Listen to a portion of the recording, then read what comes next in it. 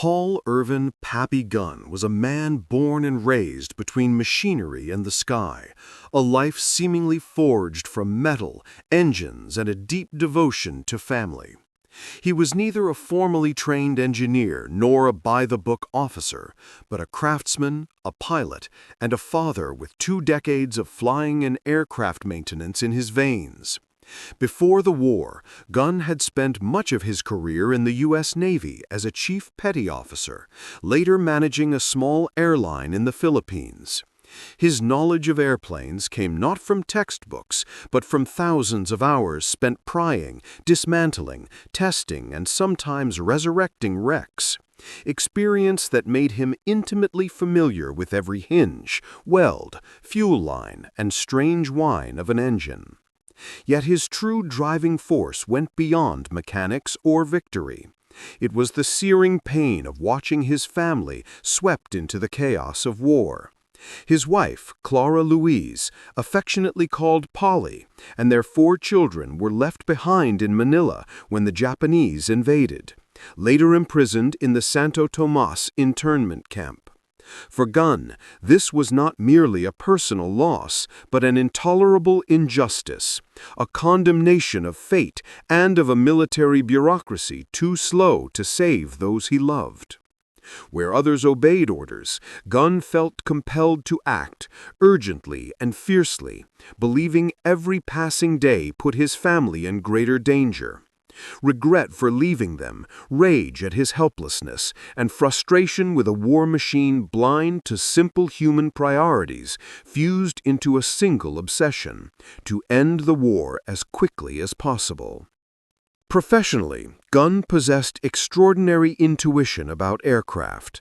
He understood that a plane was not just a metal frame with wings, but an interactive system. Alter one element, and the rest must adapt to maintain safety and efficiency. Personally, he was a man marked by loss, ready to break rules if it brought him closer to saving his family. When Manila fell in December 1941 and Allied units retreated in chaos, Gunn refused to give up. He used every resource he had: flying skills, mechanical know-how, industry connections, and a will hardened by personal grief. Early missions, reconnaissance, troop transport, medical supply runs only deepened his frustration. He could risk his life in enemy territory and return with medals, yet he could not reach the fence of the camp holding his family. That helplessness hardened into cold resolve. If he could not rescue them by hand, he would do what he could: sever the enemy's lifelines, destroy its supplies, and hasten the war's end. This was no abstract idea. It was grounded in logic. Without supply ships, Japanese forces would weaken, and liberation would come sooner. His decades of aviation experience in airframes, payloads, balance, and weapons suddenly became tools of vengeance and strategy. Gunn sought not glory, but results. He believed war needed fewer perfect plans on paper and more practical solutions on the front line, things that could be built in the repair shop before orders trickled down from headquarters. He acted on that belief with a mix of determination, mechanical skill, and fatherly resolve. Of course, his decisions risked censure. Altering aircraft without authorization was a serious military offense, even court-martial worthy. But to Gunn, the choice was moral. Obeying might preserve his rank, but defying orders could save lives, perhaps even his family's. Haunted and driven, he worked around the clock, scavenging wrecks, salvaging usable guns, testing configurations himself, flying, adjusting, listening to every new sound, noting how guns fired, bombs dropped, engines strained. In every gesture, he embodied a rare fusion of practical engineering, raw emotion, and uncompromising combat philosophy. At first, comrades saw him as reckless, but results silenced doubts. Planes he modified began returning victorious. Enemy convoys started sinking in droves. Medals meant nothing to him. He only wanted his family safe and his work to matter more than bureaucracy. In hindsight, Pappy Gunn was more than a self-taught engineer who altered an aircraft's design. He was a man reshaped by loss, a father who turned grief into fierce action, who weighed duty, loyalty, and love on the same scale and chose to break rules for the greater mercy of ending the war. From that crucible of pain came his unauthorized innovations, born of sorrow, sharpened by calculation, and sustained by one enduring belief. Sometimes you must defy the rules to save the ones you love. In the military, every modification to an aircraft's structure or armament had to pass through layers of inspection, approval, and signatures. But for Paul Pappy Gunn, that waiting period was a luxury neither war nor his personal torment would allow.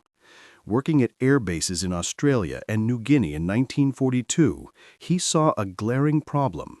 The U.S. Army Air Force's B-25 Mitchell medium bombers used in the Southwest Pacific were ill-suited for the realities of jungle warfare.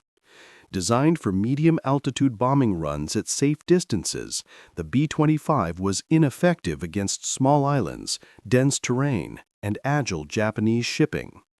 Bombers were often shot down before reaching their targets, or their bombs fell too far off to sink enemy ships.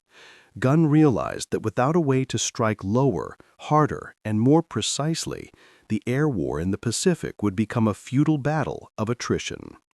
Knowing the B-25 inside and out, Gunn began asking himself if the B-25 could hit harder, if it could strafe and bomb at treetop height, could we turn it into a ship killer? That question sparked a series of unauthorized experiments that would ultimately transform U.S. air tactics. In makeshift repair shops, where the smell of burnt oil mingled with the shriek of grinders and the roar of engines, Gunn and his trusted crew removed the glazed nose of the B-25, originally meant for the Bombardier and Norden bombsight, and reinforced the front fuselage with steel supports to withstand the recoil of sustained gunfire. He then mounted 6 to 8 Browning .50 caliber machine guns, each firing nearly 800 rounds per minute. Ammunition feeds were rerouted through custom chutes, belts rearranged to prevent jamming, and electrical triggers rewired so that the pilot could unleash the entire forward battery with a single pull on the control yoke. What made the idea truly radical wasn't just the number of guns, but how Gunn calculated their convergence angles. He experimented at ranges between 200 and 400 meters, finding the perfect point where all streams of fire intersected, a concentrated torrent of bullets aimed squarely at a ship's hull. Test pilots later recalled that when they pulled the trigger, the B-25 shuddered violently, its gun spitting out a blazing ribbon of fire that stretched to the horizon, terrifying yet exhilarating.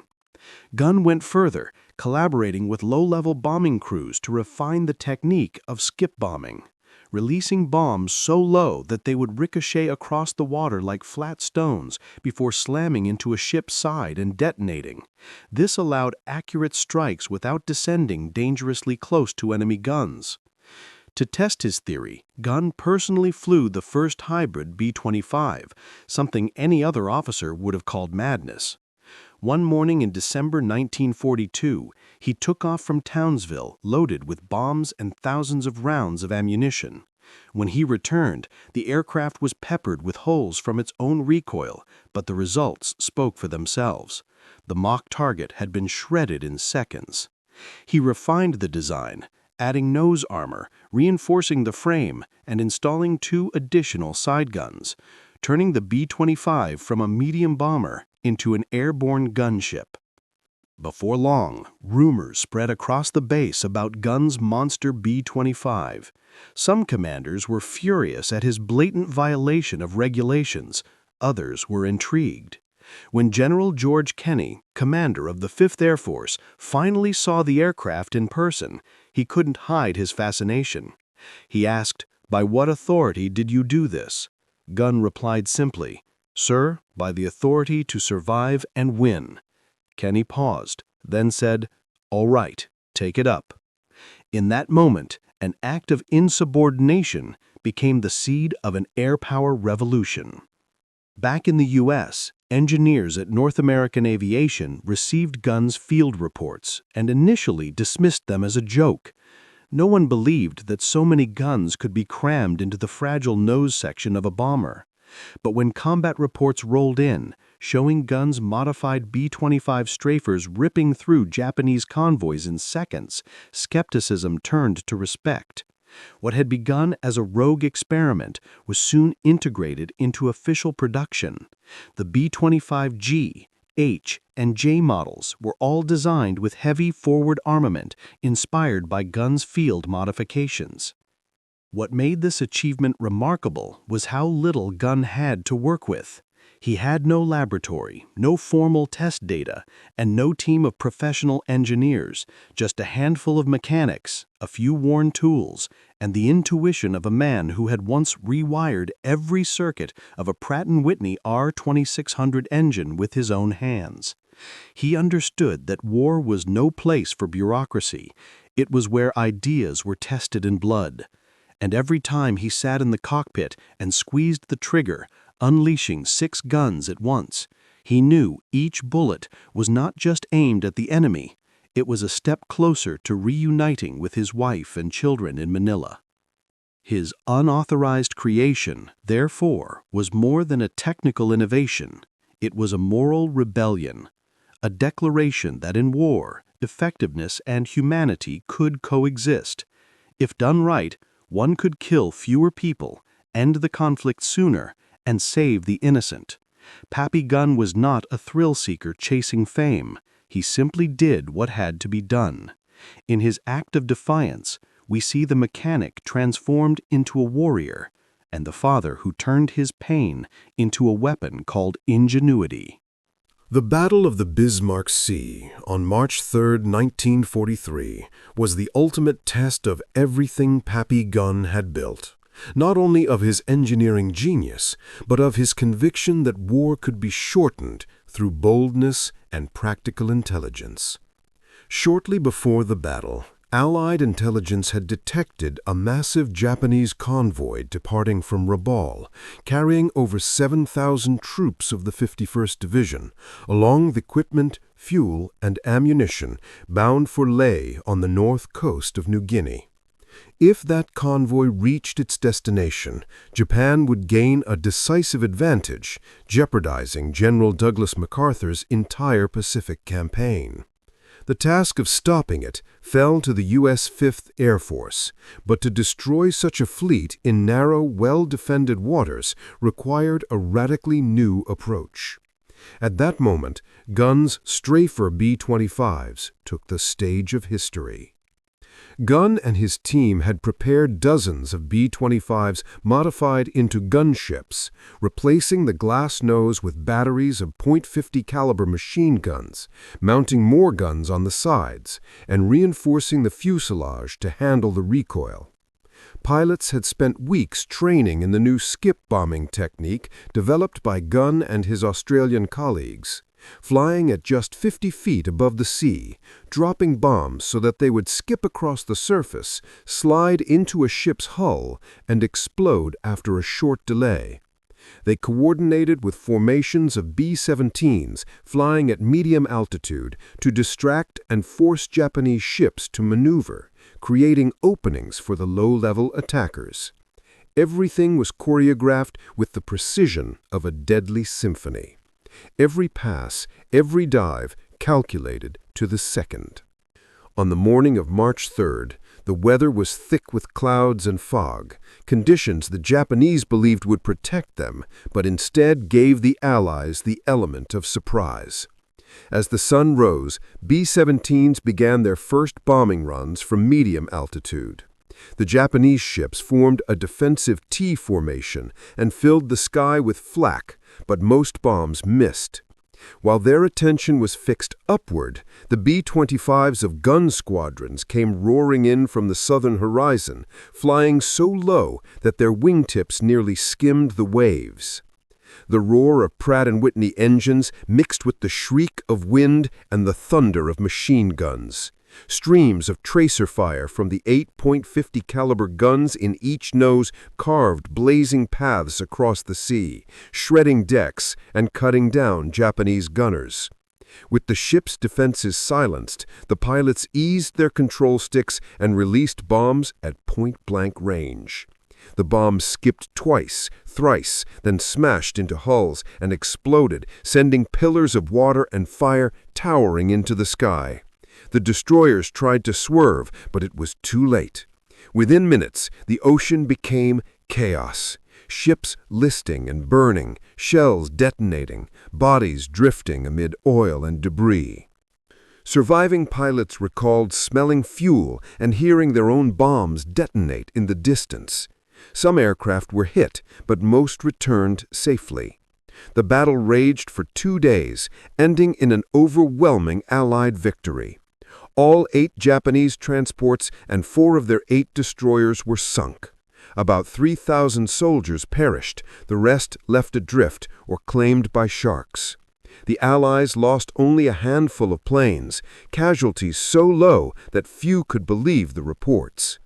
It was not merely a tactical triumph, it was a strategic revelation. For the first time, land-based aircraft had proven capable of annihilating a naval convoy without the support of warships. Naval artillery, the symbol of 20th century sea power, had been rendered obsolete by speed, precision, and concentrated air fire. And at the center of that revolution stood the vision of one self-taught engineer who dared to dismantle the military's rulebook. Pappy Gunn was not in every sortie, but his imprint was on every wing, every bullet, every bomb that skipped across the waves.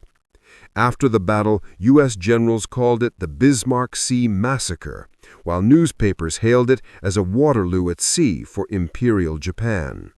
But for Gunn, the victory carried a more personal meaning. It proved that a single man, armed with the right idea, could change the course of war. When the first reports reached Washington, the High Command quickly grasped the implications.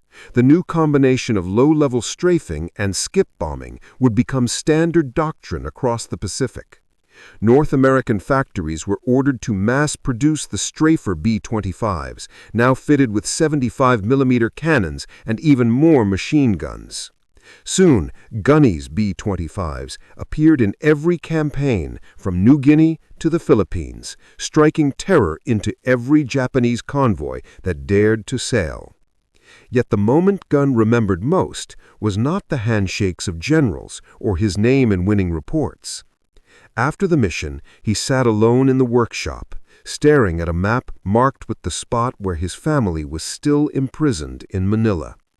Amid the hiss of compressors and the smell of burnt oil, he quietly told a comrade, "If every battle like this can shorten the war by even 1 day, maybe I'll see them sooner." That was the essence of Pappy Gunn at the Battle of the Bismarck Sea. A victory not only of engineering, but of humanity, forged in the fire of war.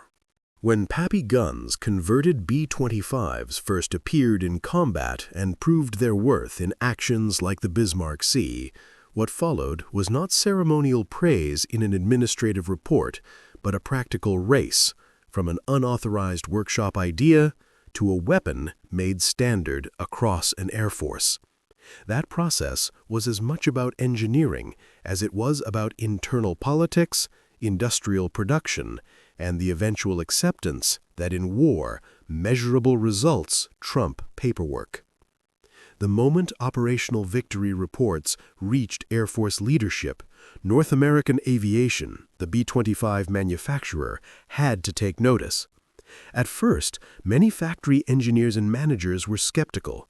The nose structure had not been designed to bear heavy armament, and reinforcing it, changing weight distribution, and rerouting electrical, ammunition, and fuel systems could have serious consequences if not precisely calculated. But when photos, field descriptions, and combat data showed devastating effects on enemy sea lines, the demand was swift and unmistakable. Standardize, mass produce, and redesign to meet battlefield needs. Standardization began with close cooperation between field mechanics like Gunn and North American's engineering teams. Gunn brought frontline realities, what he had tried, adjusted, and proven, while North American contributed design methodology, load calculations, material testing, and manufacturing capacity. The result was a series of official variants: the B-25G with a 75mm cannon in the nose, the B-25H, an improved G with repositioned turret and optimized cannon firing, and the B-25J, a high-production variant with multiple configurations. Those changes did more than copy Gunn's prototype. They added safety improvements, cooling systems for turrets, rearranged ammunition stowage to reduce fire risk, and adjusted center of gravity to mitigate the nose-heavy tendency caused by concentrating weapons forward.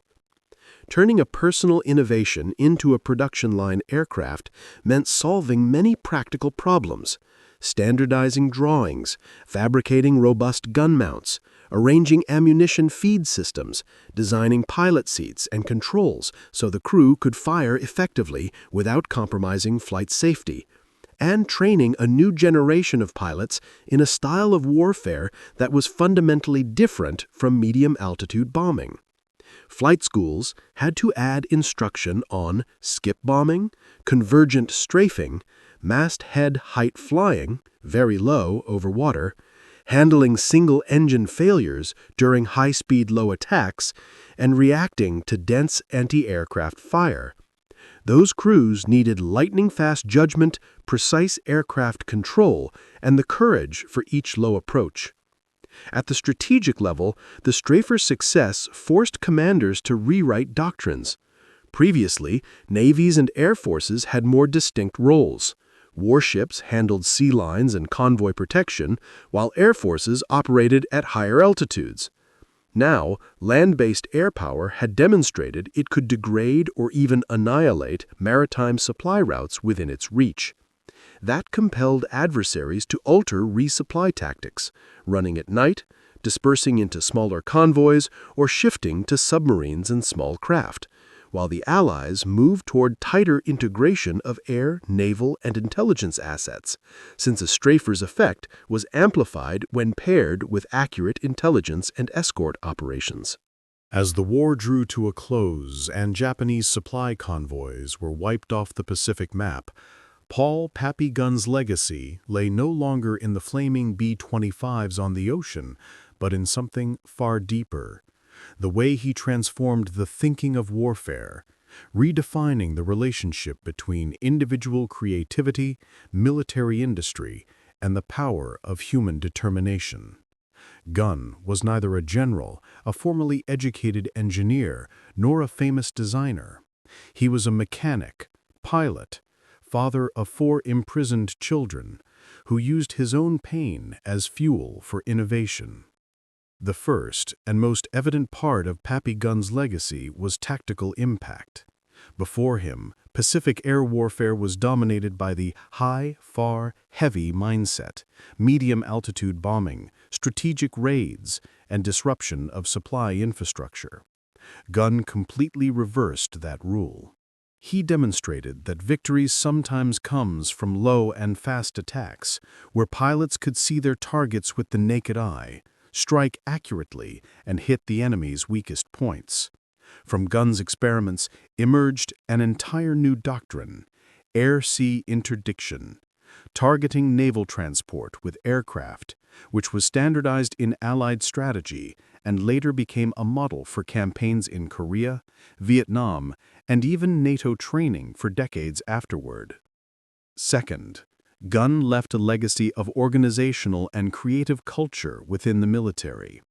In a system built on discipline and obedience, he was living proof of the value of responsible disobedience, what Americans later termed constructive disobedience.